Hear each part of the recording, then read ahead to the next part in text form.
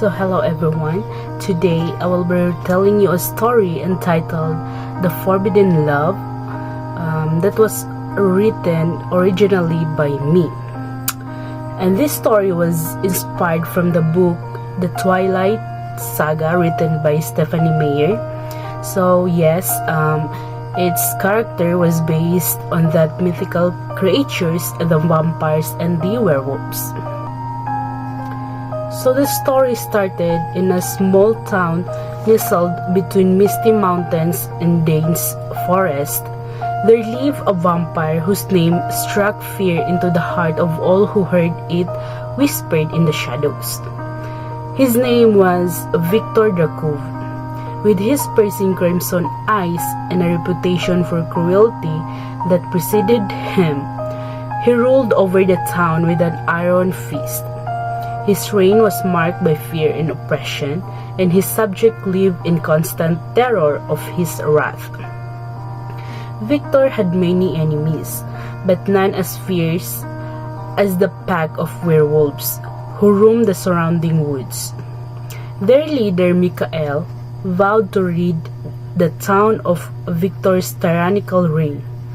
Among Michael's pack was his sister, Elena, a young woman whose laughter echoed through the streets like a melody despite the darkness that loomed over their lives.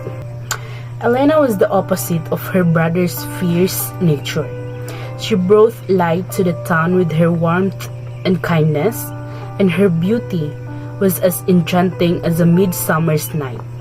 She was beloved by all who knew her, and her presence brought joy to even the darkest of the days.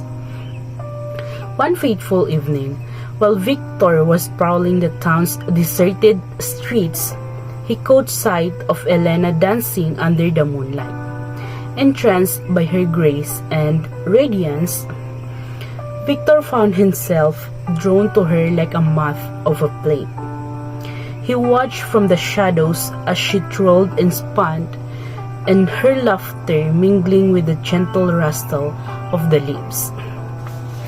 Despite knowing the danger of his affection, Victor couldn't resist the pull of Elena's enchanting presence. He began to visit under the cover of darkness, drowned by her laughter and the light she brought to his dark existence. They would meet in secret, their love forbidden by the very nature of their existence. Their secret meetings soon blossomed into forbidden love. But as their love grew deeper, so did the danger that surrounded them. Michael, unaware of his sister's secret romance, intensified his efforts to overthrow Victor, the cruel vampire who ruled over their town. The tension between the vampires and werewolves reached a boiling point, threatening to consume everything in its path. In a desperate attempt to protect Elena from the impending conflict, Victor revealed the truth of his identity to her.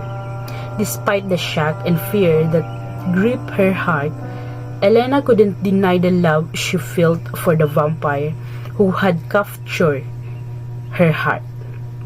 She knew that their love was forbidden, but she couldn't bear to be apart from him.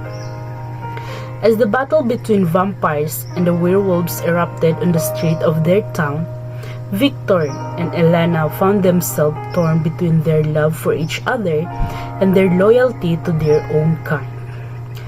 They knew that their love was doomed, but they couldn't bear to be apart from each other. In the chaos of the battle, Victor and Michael faced each other in a deadly confrontation. But just as the final blow was about to be struck, Elena stepped between them, her heart torn between the two men she loved.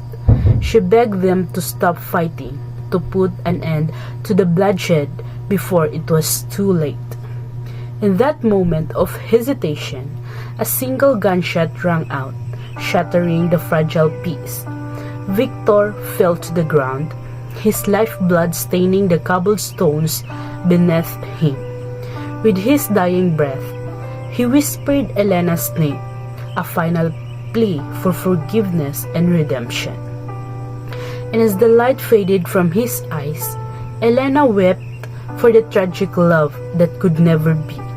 She had lost the two men she loved the most in the world, and she knew that she would never be the same again.